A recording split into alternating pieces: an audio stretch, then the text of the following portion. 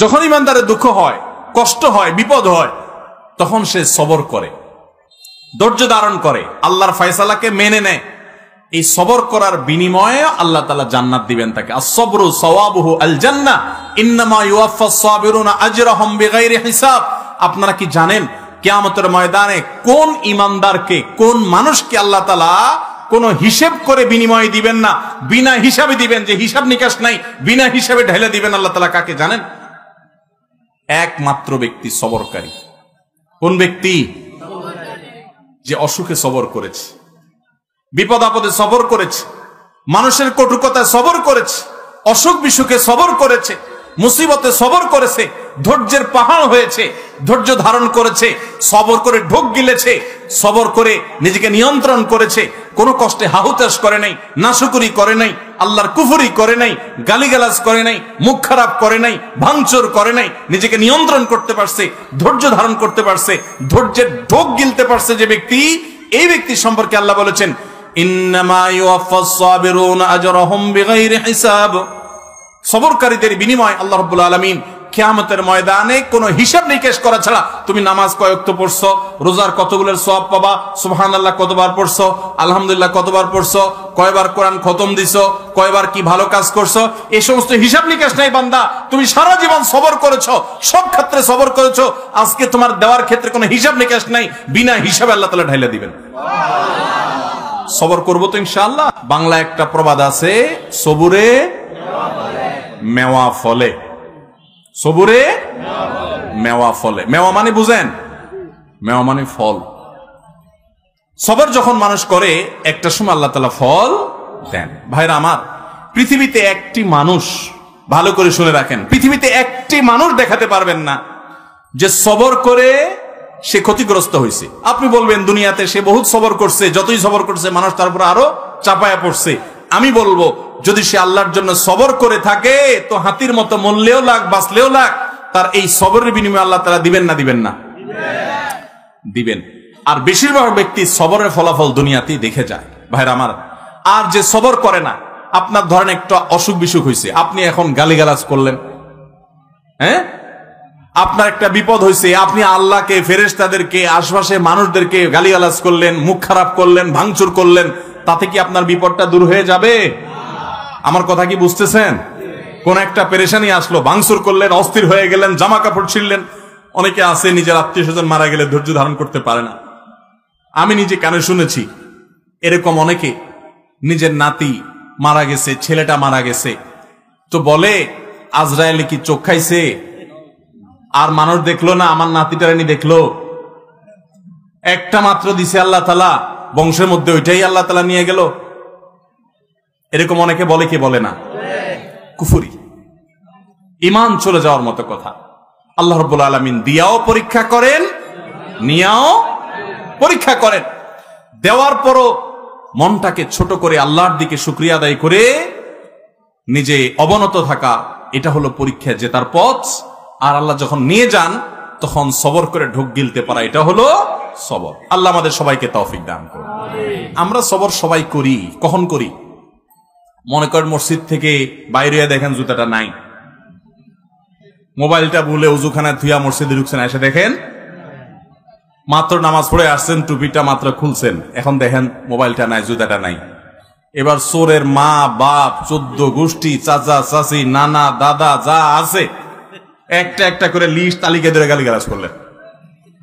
করে টোরে যখন দেখছেন হ্যাঁ গালিগালাজ করে তো লাভ নাই, চোর তো নিয়ে পালাইছে।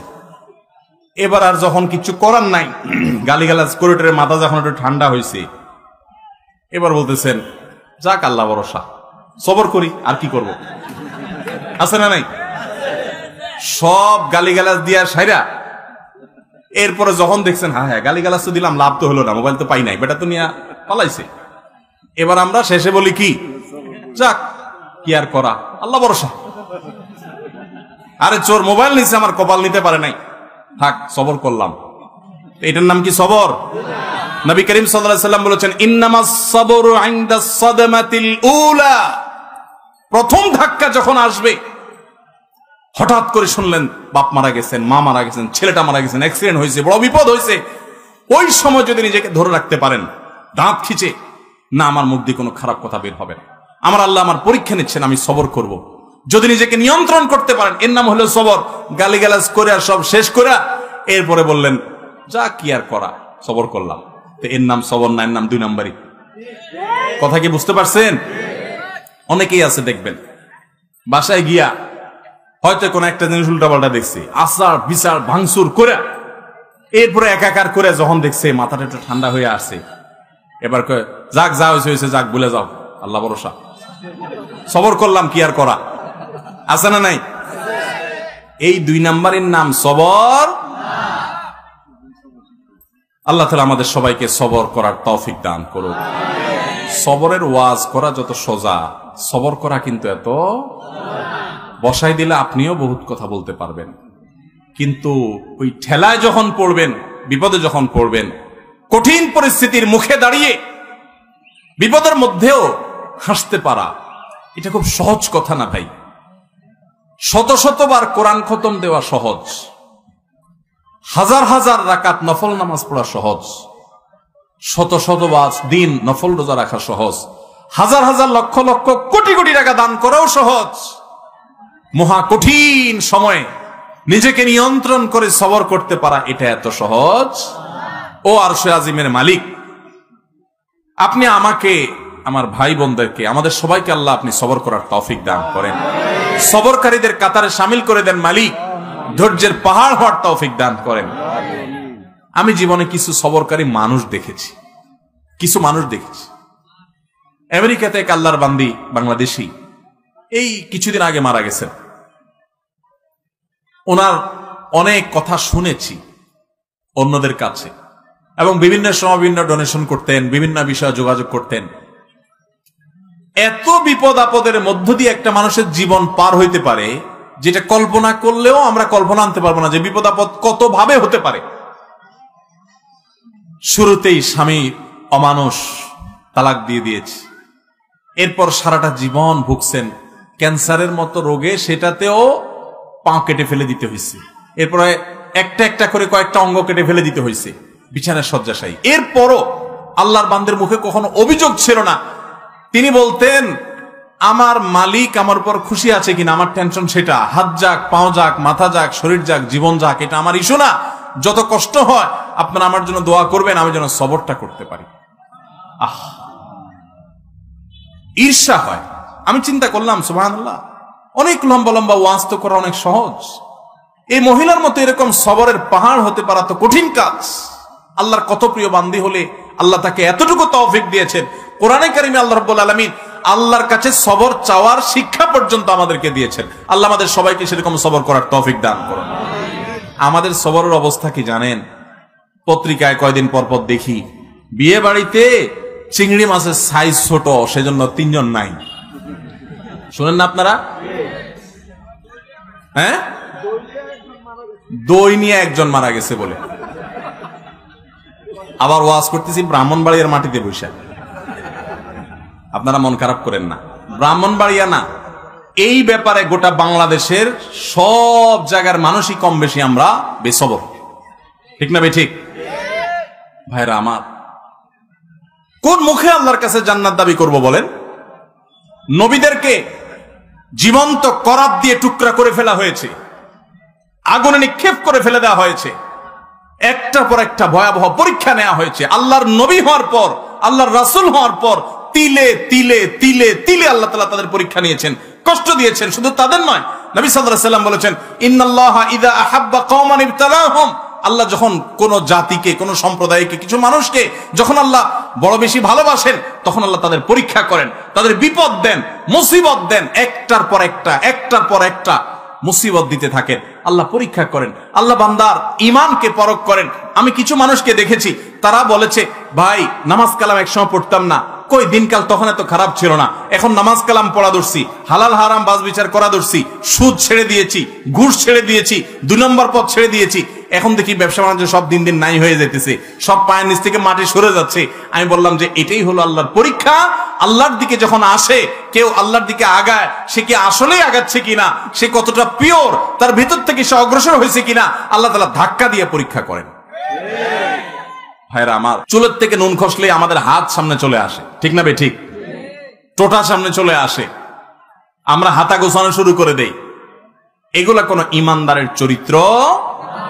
নবী করিম সাল্লাল্লাহু আলাইহি সাল্লাম বলেছেন, সাহাবীদের সাথে একবার যাচ্ছিলেন উনি কোথাও, তো এক জায়গায় এরকম জটলা পেকে গেছে।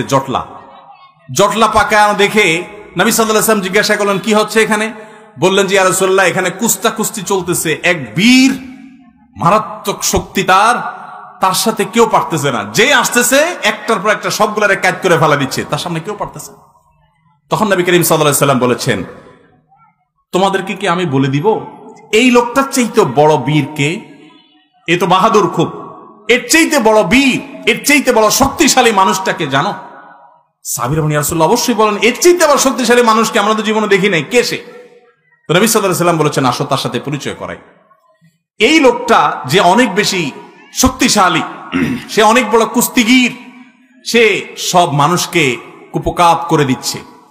এর চাইতেও বেশি শক্তিশালী, এর চাইতেও বড় বীর, বড় বাহাদুর হলো সে, যার মাথা যখন চরম রাগান্বিত হয়, মাথা যখন রক্ত যখন লাল হয়ে গরম হয়ে যায়, মাথা যখন তার হট হয়ে যায়, এই গরম হওয়ার পর, রাগ উঠার পর, চরম রাগের মধ্যেও যে নিজেকে ধরে রাখতে পারে, কন্ট্রোল করতে পারে, ডিলার মতো ছেড়ে দেয় না রাগ, যেখানে সেখানে যা তা করে পরে বেজ্জত হয় না, মুখ ছোট হয় না, নিজেকে যে নিয়ন্ত্রণ করতে পারে, এই লোকটা হলো এই কুস্তিগীর লোকদের চাইতে বড় বীর।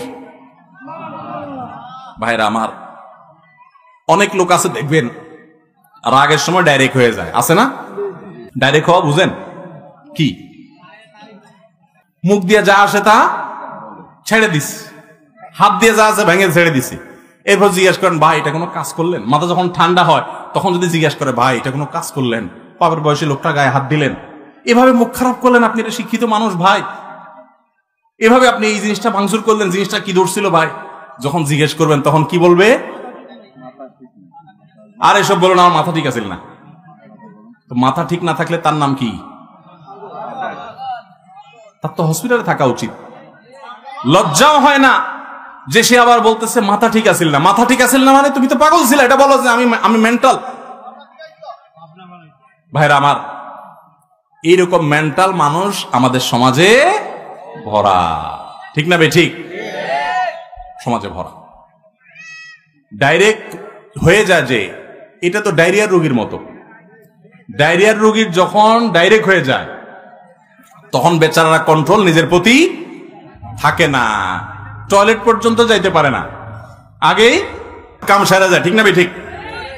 তো যে ব্যক্তির রাগ আসার পর এটা ধরে রাখতে পারে না, কন্ট্রোল করতে পারে না, ছেড়ে দেয়, যেখানে সেখানে যা তা ঘটায় ফেলায়, এই ব্যক্তি হলো এই ডায়রিয়ার রোগীর মতো ডাইরেক্ট হয়ে গেছে, লুজ হয়ে গেছে।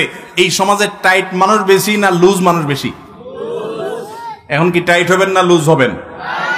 নিজের সঙ্গে সংগ্রাম করবেন যে না, যত কঠিন পরিস্থিতি আসুক আমার মুখ খারাপ হবে না, মুখ দিয়ে গালি বের হবে না, হাত ছুটবে না, আমি অন্যায় করব না, আমি নিজেকে কন্ট্রোল করব। আল্লাহ আমাদের সবাইকে সেই তৌফিক দান করুন। ভাইরা আমার, এরকম হটমেজাজি মানুষগুলো সুস্থ না অসুস্থ? এই অসুস্থ মানুষগুলো আবার নিজের রাগ নিয়ে অনেক সময় বড়াই করে দেখবে, বলবে কি জানেন? আরে ভাই জানেন না, উল্টা পাল্টা দেখলে আমার মাথা ঠিক থাকে না, এরকম বলে না? বলার সময় ভাবসাব এমন যে উনি বিরাট বেটাগিরি জাহির করে ফেলছে, তাই না? যে উনি অন্যায় দেখলে ওনার মাথা ঠিক থাকে না। এই একই লোক সারাদিন আকাম করতেছে ঠান্ডা মাথা, নিজের অন্যায়ের বেলা ওনার মাথায় কোনো অসুবিধা, আরেকজনটা দেখলে শুধু মাথা কি হয়ে যায়? গরম হয়ে যায়।